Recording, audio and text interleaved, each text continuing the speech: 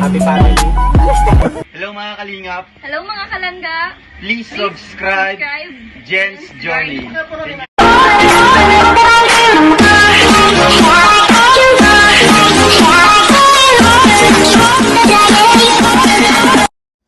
Hello mga kalingap at mga kalangga! Welcome back to my YouTube channel, Jen's Journey. So for today's video, syempre as usual magre-reaction po tayo.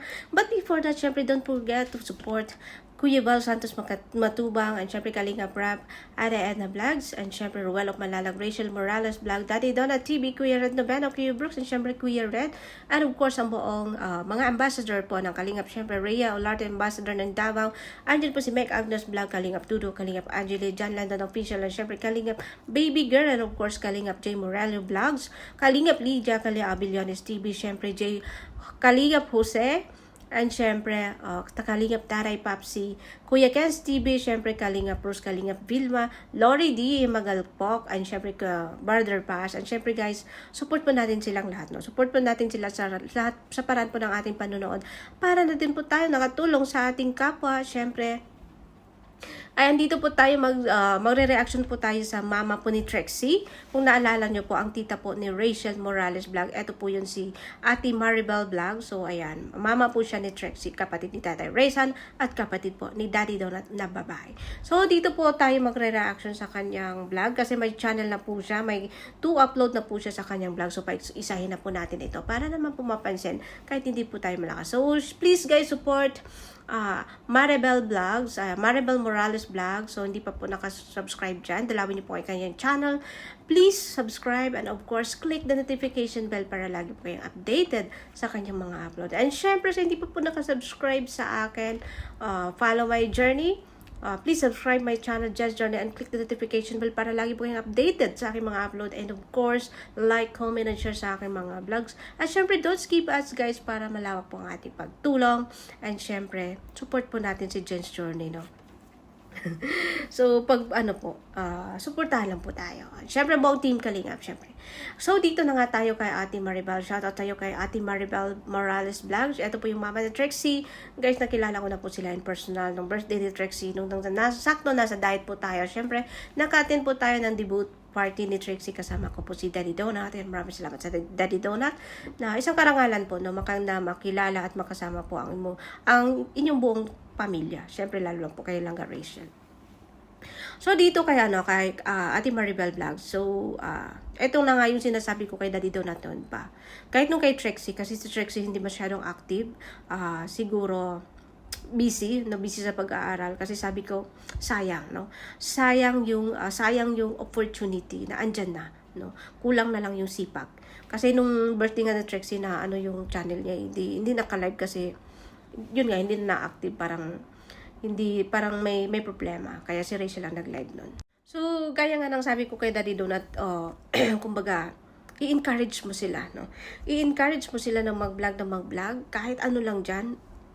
Yung tunay na supporters is manunood at manunood. Kaya ko, kung wala man akong maitulong, at least kung panonood, suporta, andyan po kami. Malaking tulong na po yun. Yun yung sabi ko kay Daddy Donut na huwag pabayaan ni Trixie yung channel niya.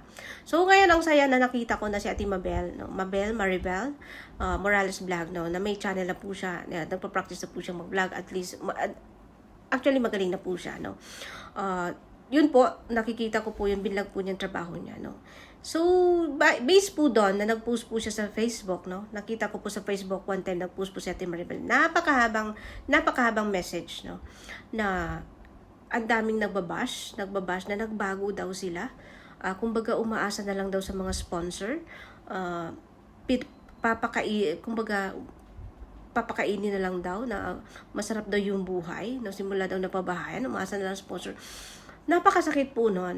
Kahit ako nasasaktan kung nagbabasa nung paliwanag ni Ate Mabel. No, so sa mga bitter po diyan, no, bakit ba po hindi po kayo matahimik? Hindi niyo po ba nakikita, no? Si Ate Mabel, yung mama ni Trixie, alam po natin na may sakit po yan. Kahit nga ako sinasabi ko, kaya pa po ba niyang magtrabaho? Kasi may sakit siya, naalala po natin nung dinala po siya ng mga K-boys na si Ian yung nagkarga kay Ate Mabel. So, yung may sakit, mahirap po yun, no? Yung sakit po niya is matagal na po yan, hanggang ngayon dinadamdam. So, kahit ganun guys, no? Nakikita po natin at alam po natin na yung mama ni Trixie still nagtatrabaho po, hindi po nagbago. Hindi po palamunin, hindi po umasa sa sponsor. Shoutout po sa mga bitter na nagsasabi na nagbabash, na nagbago sila, umaasa na lang sa sponsor. Diyos ko naman, kung kayo pagsabihan ng ganyan, anong mararamdaman ninyo?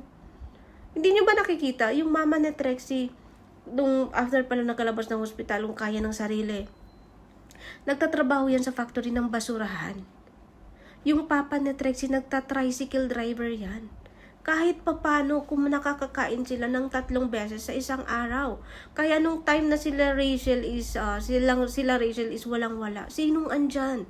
Yung mama ni Trixie, yung papa ni Trixie, naghanap buhay para din matustusan sila langga. Bakit sila pinabahayan ng Kalingap? It's because si Kalingap Rab naawa din kasi tinulungan nila si Langga. How about sila Trixie na sila yung andyan? Unang andyan para kila Langga. Diba kaya po sila pinabahayan? Dahil po doon. Pero kung tutuusin, sila Trixie, makakakain po sila ng 3 beses isang araw. Kasi tricycle driver. Tapos si Ate Mabel may trabaho po sa basurahan, no? Makakakain po sila. Pero yun nga, hirap din pa din kasi lalo na yung walang trabaho si Tatay Reza. Ilan ba sila Trixie? Ilan sila magkakapatid? 5 silang magkakapatid. Sinusuportahan, tinutulungan, pati sila Daddy Donut. Hindi po madali yun. Mahirap din po, lalo at may sarili ka pong pamilya, no? Na kailangan mo pa pang hatiin yung para sa inyo, kailangan mo pang hatiin para sa iba. Pero still, ginagawa po nila doon. For the sake, sila Langga po, matustusan na sila Langga po, hindi malayo sa kanila. Para hindi po mapunta doon sa bukid noon, no? Kasi dati parang pinagplanuhan. Pero hindi po mayad si Ate Mabel. Maraming salamat sa iyo, Ate Maribel, sa pangunawa mo o sa tulong mo na bilang pangalawang magulang na rin nila Langga kasi magkapatid kayo din ni Tatay Rizan. Pero more on pa doon yung kalinga mo para sa kanila, no? Na naghanap ka ng paraan, paling hirap kayo, may sakit ka, nagtatrabaho, doble kayod para lang din masuportahan din sila Langga at ang pag-aaral po nila.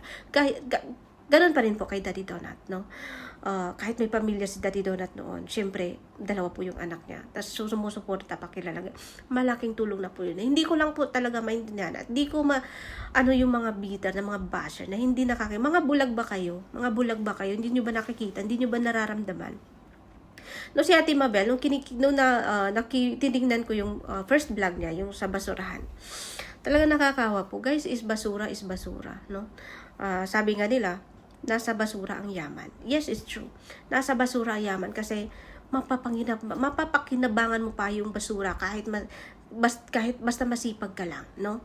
Wala pong maduming basura sa taong hindi maarte. Nakikita po ko po doon si Ate Maribel, talagang naghukay ng basura. May ganyan factory ng basura, yung kinokollect yung mga plastic tapos segregate ninyo yung plastic at saka yung nabubulok at saka di nabubulok. Which is ganun po yung trabaho ni Ate Maribel. Kung tutuusin po, sa lubong mo po yung amoy, sa lubong po yung dumi. Kasi may iba talaga niya, hindi maiwasan na mabaho na, nangangamoy na yung iba. Kasi yung iba hindi yan hinugasan bago po tinatapon ng basura. Unlike po sa ibang bansa, no, na napakalinis. Kahit basura malinis. So, dito po sa atin wala po yan. So, diretso, pagkatapos, throw. Ganun po. So, sa Ate Mabel talagang saludo din ako sa kanya. No? Kasi sa kabila ng dinaramdam niya, sa kabila ng may sakit pa siya, hindi siya natigil sa magtrabaho at magsikap para sa mga anak niya at sa pamilya niya. Kaya, nung napanood ko yun, andito na naman tayo. Nakakaluha po, no? Nakakatuwa po. Kahit nakakainis lang yung iba na magsabi na palamunin, umaasa sa sponsor. Napakasakit po nun para po kay na Ate Maribel. Kaya po naintindihan ko po siya nung nag-post po siya sa Facebook, nagpaliwanag siya na napakahaba po kasi deep inside po yung mararamdaman po nila, no? Which is hindi po inisip ng mga basher, no? Kung bakit yung po nasabi.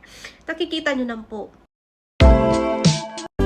Mga kalingap, suportahan natin Jens Johnny YouTube channel kasama ang kanilang buong grupo na patuloy na nakasuporta sa Team Kalingap. Ka-Johnny Team Sugod. Suportahan natin Jens Johnny YouTube channel. Halina at magkaisa sama-sama na, halina at maglalakbay. Ka-Journey ay nandito na, halika na, sumugod na. Sa Jens Journey kasama ka, Ka-Journey team, sugod na. Sa Jens Journey samahan na, halina at samahan natin sa kanyang mga layunin.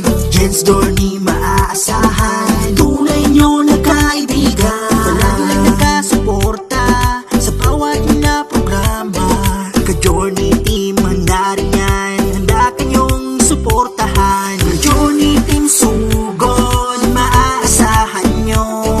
Palagi na nanonood, nakasuporta lang palagi. Sulit sa Kalingap, palagi nakasubaybay. Sa Team Kalingap ni Kuya Val, maging sa Team Rochelle nandyan. Salamat Ate Jens Journey, Felix Official, Daddy Donna TV, Provinciano 2.0, kay Ruel o Malala, sama si Rachel Morales Vlog, RC Supremo, at Kuya Val Santos Matubang. Sugod na Ka-Journey team, ang mga upload panuunin. Ka-Journey team, maaasahan, sugod na ating samahan. Maraming salamat mga Ka-Journey team sugod. Jens Journey YouTube channel. Shout out Feli Curse Official, Daddy Donna TV, Provinciano 2.0, Ruel of Malalag, Rachel Morales Vlog, RC Supremo, Val Santos Matubang, and Team Kalingap. Suportahan ng bawat isa. Tara na, sumugod na!